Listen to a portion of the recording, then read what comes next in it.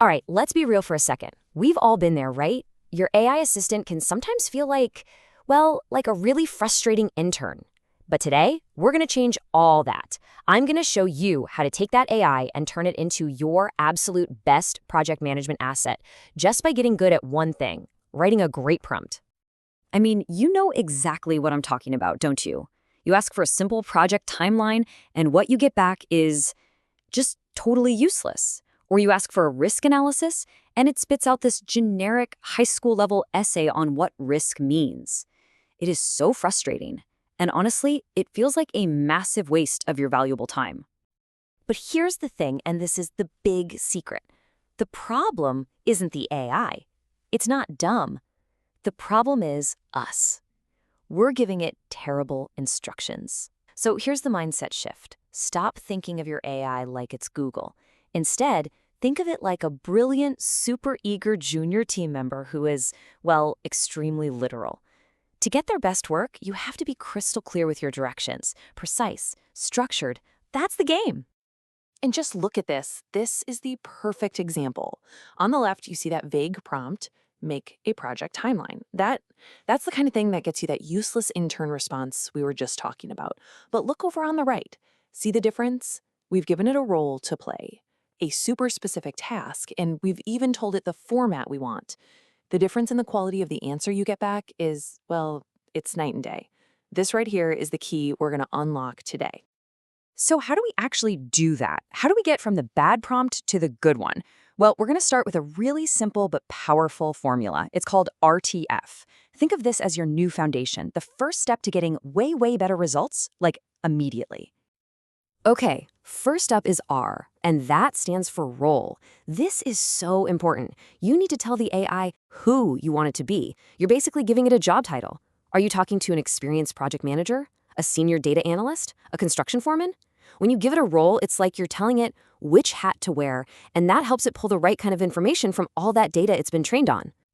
Next up, we have T for task. And when I say task, I mean you have to be incredibly precise.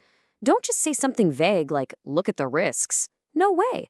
You need to say, identify the top 5 potential risks for this hospital renovation project, specifically considering budget overruns, material delays, and patient safety.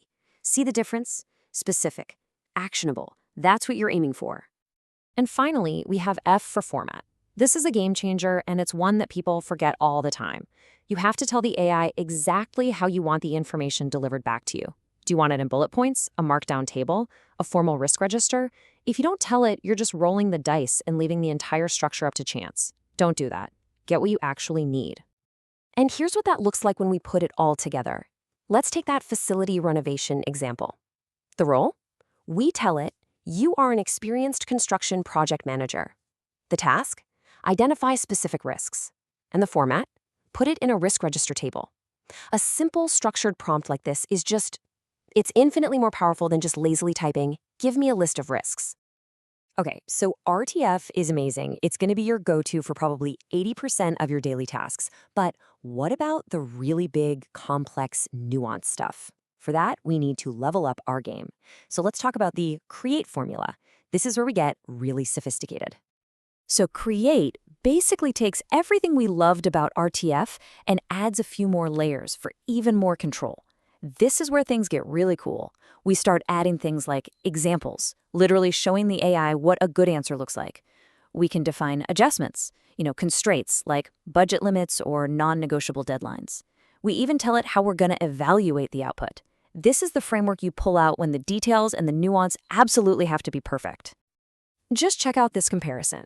We're asking for a software development timeline again. The RTF prompt on the left? It's pretty good, definitely better than nothing.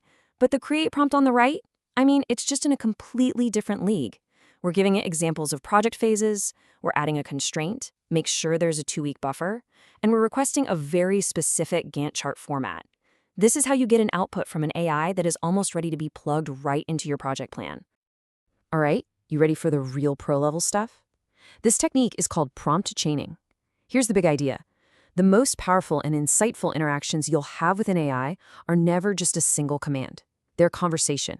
It's about guiding the AI step by step to build something really complex and valuable together. You see, the biggest mistake almost everyone makes is they try to cram everything into one giant monster prompt. They throw this huge, complicated request at the AI and just cross their fingers. The right way to do it is to break that big task down. Make one simple request, get the answer, and then use that answer to build your next request. You're building on each step. So let's see how this actually works. Imagine we need to optimize a team's structure. Instead of that one huge prompt, we chain it. First, we just ask the AI to align team members with their core duties. Okay, good. Next, we tell it, based on that, summarize their key responsibilities. Great. Then we say, now use that summary to create a RASI chart. And for the final step, we ask it to analyze that chart and identify any overlaps or gaps. See how each step logically builds on the one before it? This leads to a way smarter, more accurate final analysis. So when you start combining these frameworks, using RTF for your quick everyday tasks, create for when you need that deep detail, and chaining for those really complex problems, you're basically developing a brand new project management superpower. You're no longer just a passive user of these tools, you're becoming a skilled director, telling the AI exactly what you need it to do. So from now on, before you hit enter on your next prompt, just take a second and run through this little mental checklist. Ask yourself, am I being specific enough? Have I given it context, a role? Is there an example I could give it to make this clearer? And am I willing to experiment a little? I promise you, getting these simple things right is the difference between completely wasting your time and getting some serious value back. And this quote here, it really just hits the nail on the head. This whole skill, prompt engineering, it isn't just about getting an AI to write a quick email for you. It's about something much bigger. It's about strategically tailoring these powerful tools to fit perfectly into your existing project workflows, which in turn makes you so much more efficient and effective at your job. And all of this leaves us with a really important final question. And this is a big one for your career. As more and more people get good at this, will prompt engineering just commoditize basic project management skills, making them less valuable? Or is mastering this art of the prompt the single most important thing a PM can do right now to stand out, to differentiate themselves, and to command real value in this new age of AI? That's definitely something to think about.